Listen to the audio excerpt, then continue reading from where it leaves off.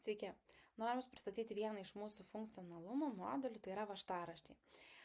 Važtaraščių pagalba jūs galite labai lengvai užfiksuoti krovinio duomenis, kai pervežate iš vienos vietos į kitą. Lygiai taip pat su vidiniu įmonės važtaraščiu jūs galite užfiksuoti prekių judėjimą iš vieno sandėlio į kitą. Tai kaip įsidėkti modulį ir jį naudoti? Keliaujame į modulių sąrašą ir pasirenkame modulį važtaraštį. Jį įdėkime. Pasirinkimas atsiras kairėje navigacinėje juostoje kiek žemiau, važtaraščiai. Lygiai taip pat atsiras ir vežėjai, kurių skiltyje galite susikurti savo vežėjus. Vadinasi, prisiskirti ir pavadinimą, ar tai vardą, pavardę, ar tai įmonė, ar fizinis asmuo, pasirinkti adresą, pasirinkti transporto priemonės ir vairuotojus, kuriuos galėsite labai lengvai tada įvesti jau kūrimo metu.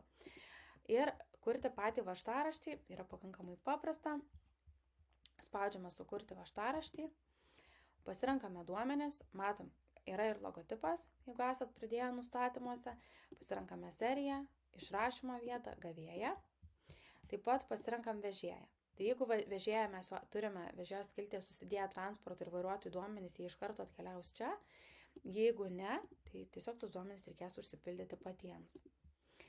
Pakrovimo duomenys, iškrovimo duomenys, laikas nėra būtinas, jūs jį galite palikti tuščią, bus įdėtas 0000 laikas sistemoje.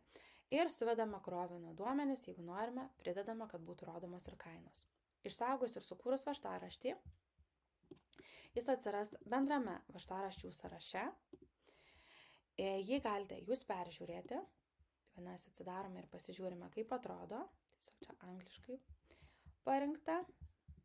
Galite taip pat ir parsisiųsti tiek PDF, tiek XML formatu, tai lietuviškas variantas atrodytų taip.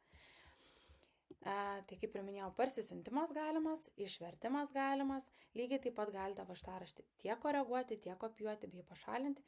Ir jeigu jau važtaraštis yra jau atliktas, pagal jį viskas sutvarkyta, galima jį konvertuoti į sąskaitą faktūrą. Tokiu būdu, pasirenkant seriją, pasirenkant, jeigu dar norit kažkokius papildomus duomenis, ir išsaugoti seriją. Sukūrus sąskaitą faktūrą, prie važtaraščio atsiras ir sąskaitos faktūros numeris, bei jūs per važtaraštį galėsite ir pačią sąskaitą faktūrą peržiūrėti koregavimo lange. Tai gero naudojimo, kilus klausimam kreipkitės.